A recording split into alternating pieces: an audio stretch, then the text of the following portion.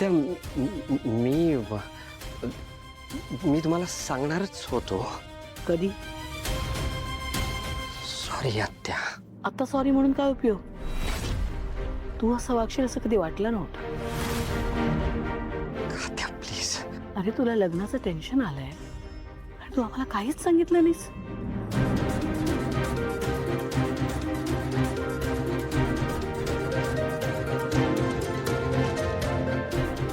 तुम्हाला सांगणारच होतो. अरे दादा इथे नसला म्हणून काय झालं? आम्ही सगळे आहोत ना, मग आमच्याशी नाही का बोलायचं? आणि अरे जसं दादाला वाटतं ना की तू प्रत्येक गोष्ट जबाबदारीने पार पाडशील, तोच विश्वास आमचा पण आहे तुझ्यावर.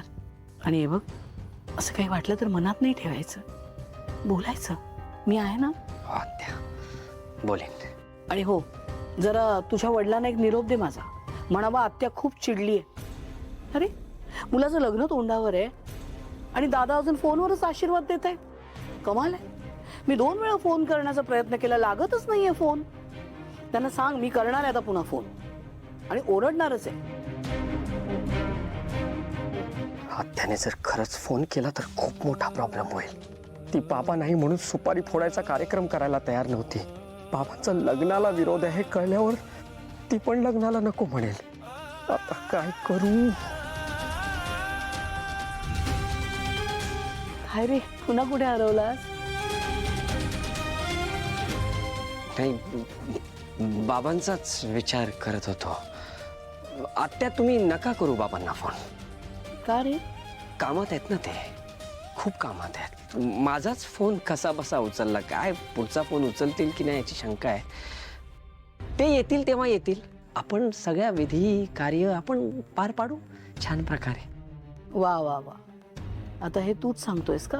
आत्ता थोड्या वेळापूर्वी तू तुझ्या बाबांना सांगत होतास की टेन्शन आलंय आणि आता सगळं छान पार पडेल असं तूच मला समजावतोयस.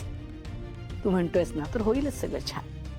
बरं एक काम कर, दादांचा फोन आला ना तू त्यांना सांग.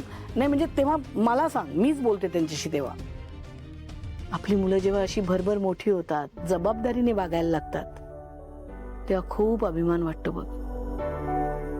विश्वा, तुझ्या पद्धतीने माझ्या जानूला सांभाळतोयस, समजून घेतोयस, तिला आधार देतोयस. तुझे कसे आभार मानू कळत नाही रे. एकच सांगते, आयुष्यभर असाच तिच्या पाठीशी राहा, सुखाने संसार करा. हो आत्या.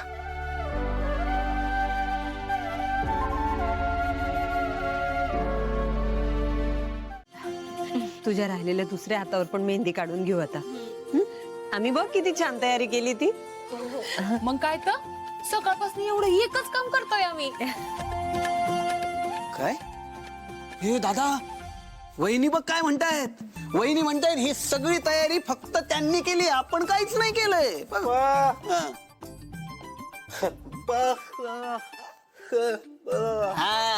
भाऊजी वय वय, समजा तुम्हीच केलं, आम्ही नुसते बसूनच आहे. असू दे.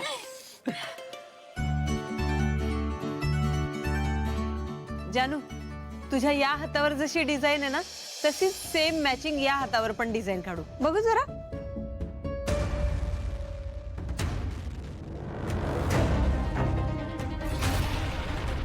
कुणी काढली ग ही मेहंदी?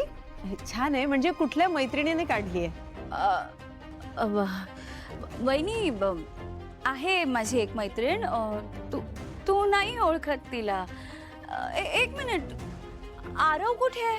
अजून कसा नाही आला हा रूम मधून बाहेर? आरव,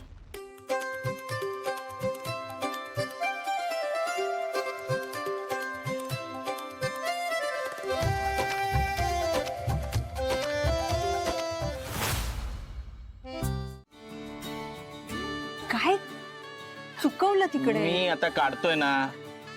थोडं तरी बरं काढा ना. थांब जरा.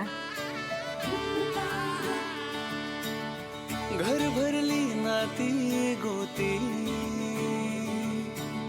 सुखाने. सगळ्यांपेक्षा तुझीच ते चांगली. बघा काय?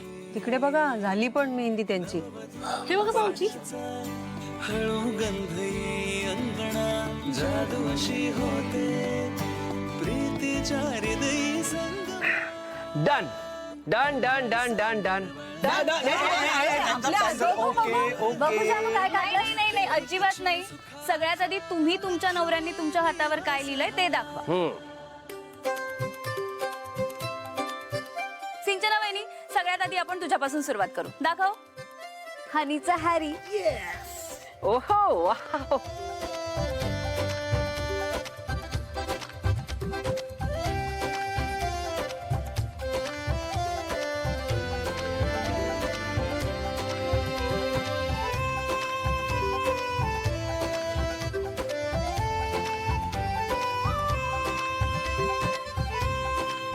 एक काय कमाल आहे तुम्ही मुलं पण.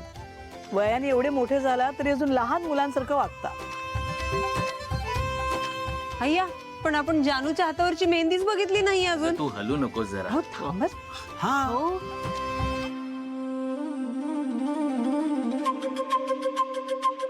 धडधडण.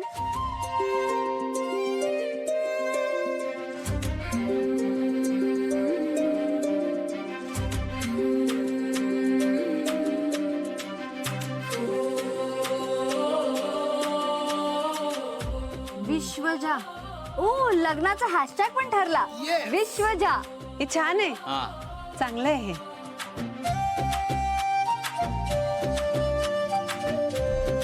तुला आवडलं जानू? हो, खूप आवडलं.